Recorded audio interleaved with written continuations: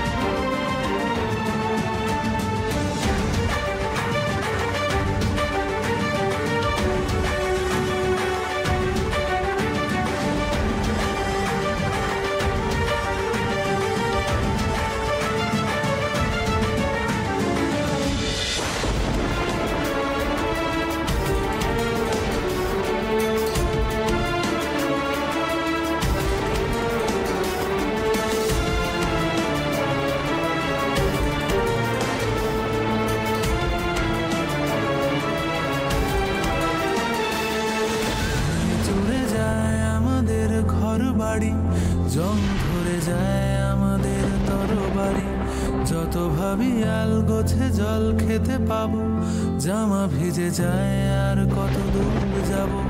ভেঙে চুরে যায় আমাদের ঘর বাড়ি, ভেঙে চুরে যায় আমাদের ঘর বাড়ি, জং ধরে যায় আমাদের তরবারি, যত ভাবি আল গোছে জল খেতে পাবো, জামা ভিজে যায় আর কত দূর যাব। যত দূরে যায় আমাদের হাতছানি, তারও দূরে দেখি নাবিকের মস্তানি, দিক ভুল হয়ে যায়, খুঁজে পাওয়া যায় না। বন্ধ হয়ে আসছে, এত কিছু করলাম তো ওই বন্ধটা যাচ্ছে না কেন? এই ফুলের গন্ধটা নিতে পারছি না আমি, অসহ্য লাগছে।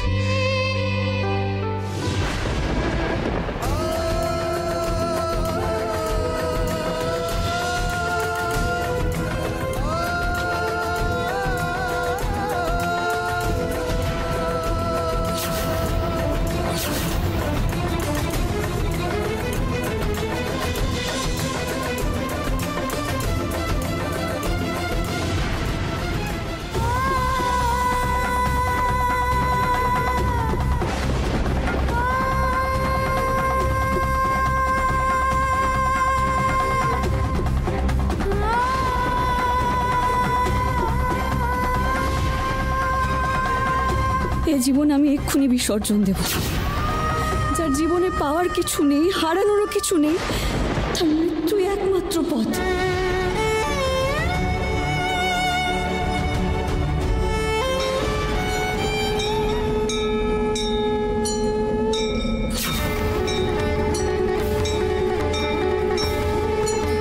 ওই মন্দিরের দিক থেকে শাক আর ঘন্টার শব্দ কেন আসছে?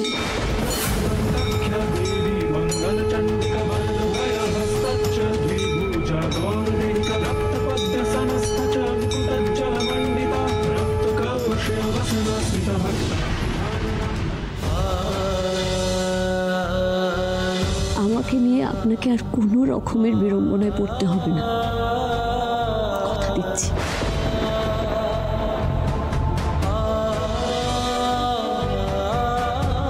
একবার গিয়ে দেখে আসবো দেবী ঠিক আছে কিনা।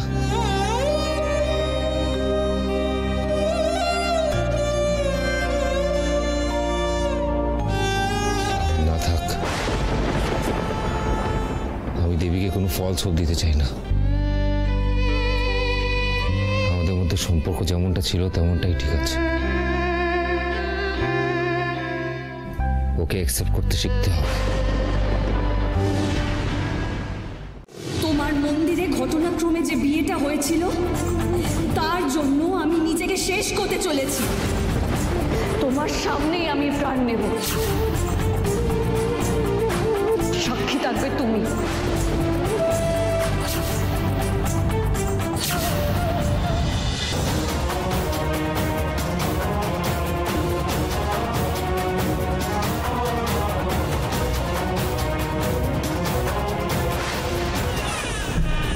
আজ আমি তোমার কাছেই প্রশ্ন করব।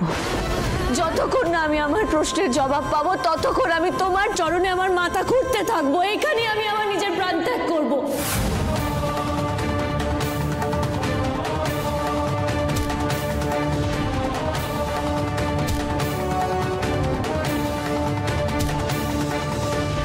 কেন মা, কেন তুমি আমার সাথে এমনটা করলে? আমি তো কোনোদিন তোমার কাছে কিচ্ছু চাইনি। ছোটবেলায় মা বাবাকে হারিয়ে অভাগীর নাম নিয়ে বড় হয়েছি। জেনে গেছিলাম যে দুর্ভাগ্যই আমার সঙ্গী। তাহলে কেন তুমি ডাক্তারবাবুর জীবনের সাথে আমার জীবনটা জড়িয়ে দিলে? কেন তুমি আমাকে একটা নতুন স্বপ্ন দেখালে যখন সেই স্বপ্নটা দেখার অধিকারই আমার নেই? বাড়ির বড় বউয়ের নাম পেলাম, ডাক্তারবাবুর স্ত্রী বলে সমাজ জানলো, কিন্তু কারোর মন জয় করতে পারলাম না, কারোর ভালোবাসা পেলাম না। যে মানুষটাকে শেষ খড়কুটোর মতো আঁকড়ে ধরে বাঁচতে চেয়েছিলাম সেও আমাকে ফিরিয়ে দিল। শেষ আশার প্রদীপটাও তুমি নিভিয়ে দিলে। তবে বলো, এই স্মৃতি সিঁদুরের অর্থ কি? যখন এই বিয়েটাই মিথ্যে, তাহলে তোমার সামনে আমার স্মৃতি কেন রাঙিয়ে দিয়েছিলে? জন্ম থেকে মায়ের মুখ দেখলাম না, বাবার আঙুল ধরে কোনোদিন হাঁটলাম না, বাবা মায়ের স্নেহ, ভালোবাসা, প্রশ্রয়, শিক্ষা কিচ্ছু পেলাম না। একটা পরিবার কাকে বলে সেটাও কোনোদিন জানলাম না। এই জন্ম নিয়ে আমি কি পেলাম? আমি তো তোমার কাছে কোনোদিন প্রশ্ন করিনি, অভিযোগও করিনি। সবকিছু কেড়ে নিতে নিতে তুমি আজ আমাকে কাদের কিনারে এনে দাঁড় করিয়েছো। সবার নাকি জন্মের একটা উদ্দেশ্য থাকে। তুমি বলে দাও না, আমার জন্মের উদ্দেশ্যটা কি? আমার কপালে যখন নিঃস্ব একটা জীবনই লিখেছিলে, তাহলে কেন আমাকে জন্ম দিলে? আমার মতো একটা কপাল পোড়া মেয়ের জন্ম না হলে তো কারোর কিচ্ছু যায় আসতো না। কেউ নেই আমার, নিজের মতো কিচ্ছু নেই। তাহলে আমি এই জীবনটাকে রাখবো কেন? সবকিছু আমি শেষ করে দেবো, শেষ করে দেবো, শেষ করে দেবো।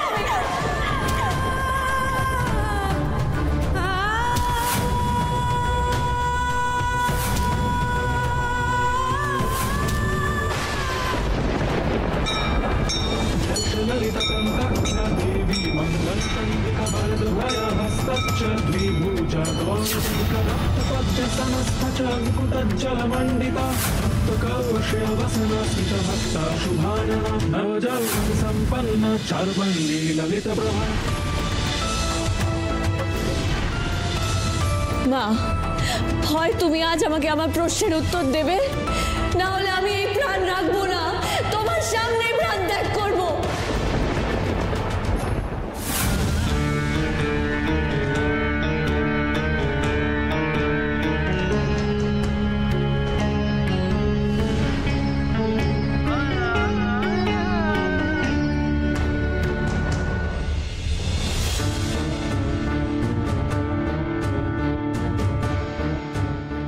এই নে, এটা রাখ।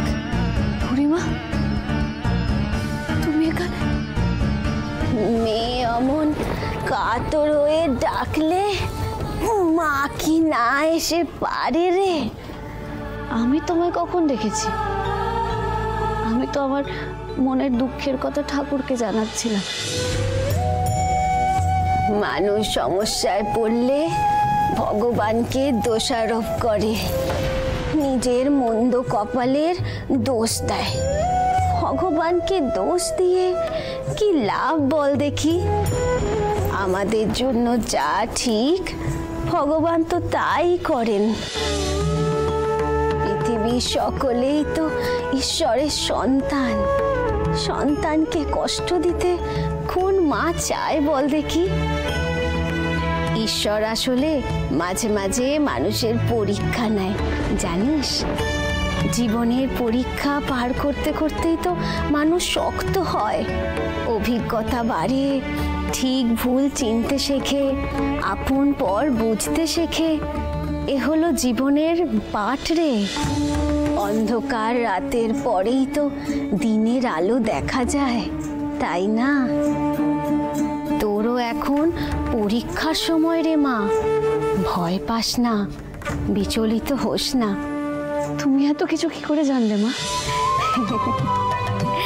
ঠাকুরকে যখন কেউ মন থেকে ডাকে, যে সৎ, যে নির্লোভ, যার কোনো পাপ নেই, তার ডাকে সাড়া দিতে ঠাকুর স্বয়ং তো আসতে পারেন না, তাই দিকে দিকে দূত পাঠায় ভক্তকে রক্ষা করতে, তাকে পথ দেখাতে। তুই যখন মা কমলে কামিনীর শরণ নিয়েছিস, মা তোকে ঠিক পথ দেখাবে। তোকে খালি হাতে ফিরতে হবে না রে মা, ভরসা রাখ, পথের সন্ধান তুই পাবি।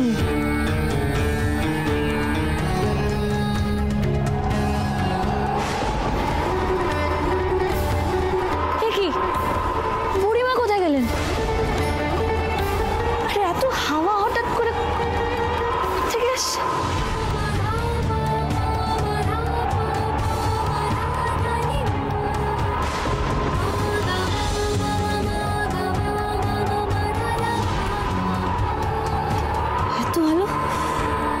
এত আলো কি মায়ের মূর্তি থেকে আসছে?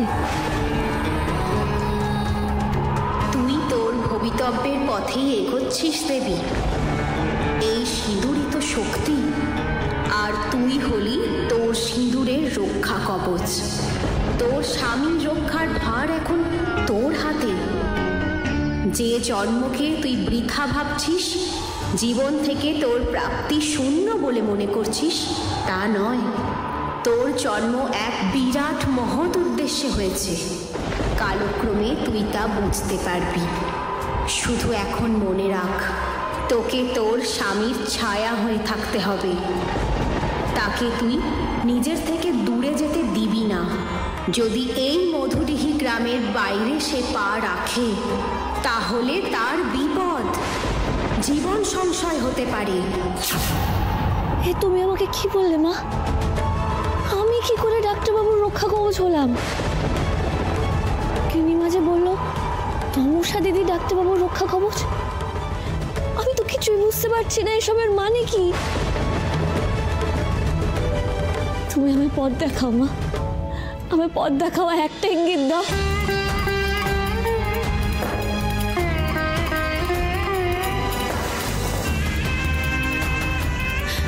ইঙ্গিত দাও মা, ইঙ্গিত দাও তুমি, না হলে যে আমার মনের প্রশ্নের উত্তর আমি কোনোদিন পাবো না। ইঙ্গিত দাও মা।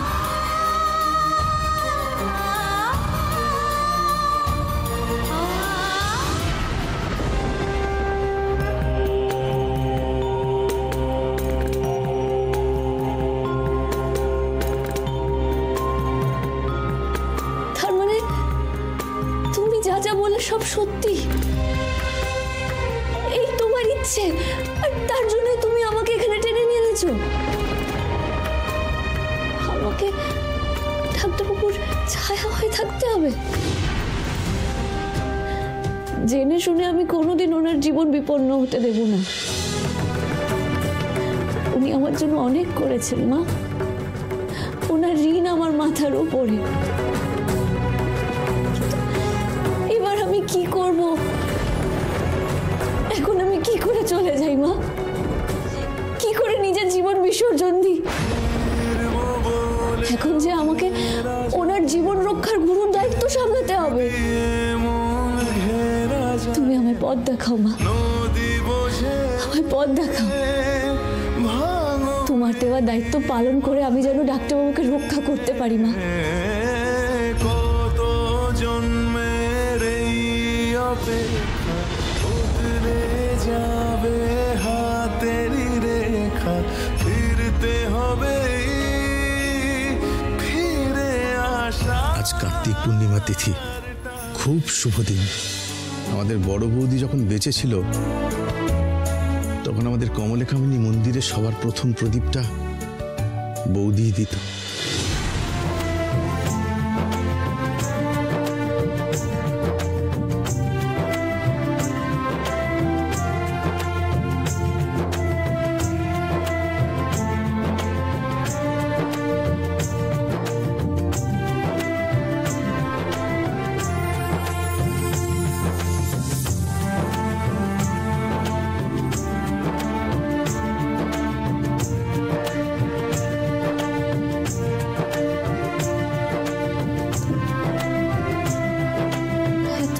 মন্দির বন্ধ আছে, কিন্তু কি আশ্চর্য ব্যাপার, প্রদীপ, সলতে, তেল সবকিছু এখানে রয়েছে। যেন আগে থেকে কেউ এগুলো এখানে রেখে দিয়ে গেছে কার্তিক পূর্ণিমার দিনে মায়ের সামনে প্রদীপ জ্বালানোর জন্য।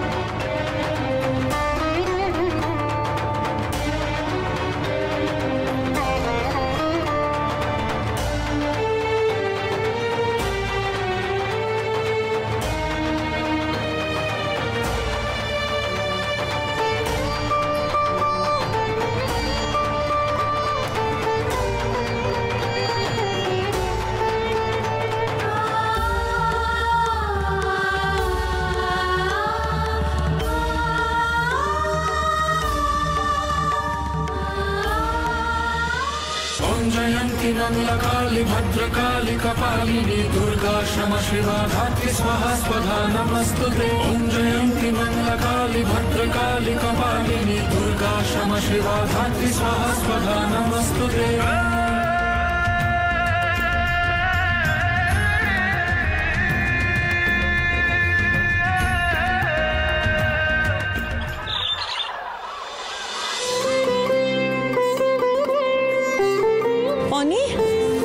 হাঁটতে যাচ্ছিস বুঝি? দাঁড়া, আমি তোর জন্য একটু তাহলে চা করে আনি। আরে না না মলিমা, লাগবে না, আমি ওয়াকটা করে আসি। হ্যাঁ, সাবধানে যাস।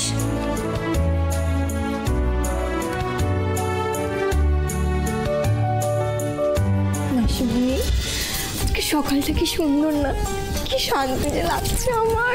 ঠিক আছে, শোন, বলছি আগে দিদি ভাইয়ের কাছে গিয়ে ক্ষমাটা চেয়ে নিজের জায়গাটাকে ঠিক কর, তারপর তোর আর অনেক বিয়ের কথাটা আমি তুলছি, ঠিক আছে?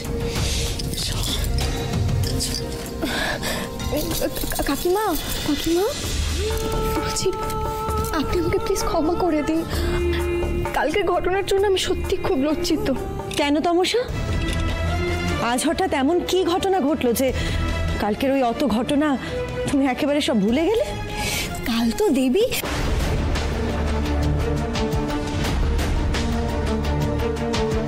আসলে দিদিভাই কি বলতো, ওনার সত্যি তো ওর ভুল বুঝতে পেরেছে। আর জানো, কাল রাতটাও খুব কান্নাকাটি করেছে। ও যে কাজটা করেছে তার জন্য সত্যি অনুতপ্ত। দিদিভাই ছোট, আমার এখন এসব কথা শুনতে ভালো লাগছে না। আমি যাই, পুজোর দেরি হয়ে যাচ্ছে, পুজোটা করে আসি। এক্ষুনি বলে ফেলছিলি? হ্যাঁ, দেবী দিদি কোথায় গো, দেখেছো? তোর দেবী দিদি চিরকালের মতো হাওয়া, আর কোনোদিনও ফিরবে না।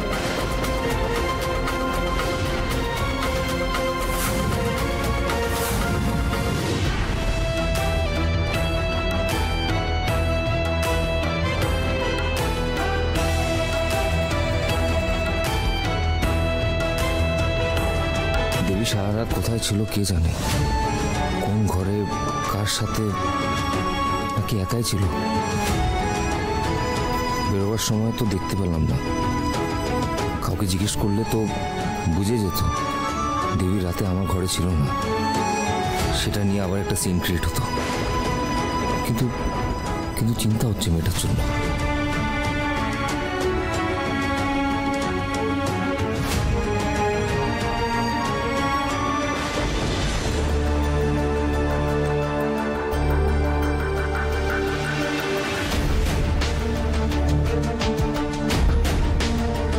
দেবীর ফুলের গয়না এখানে?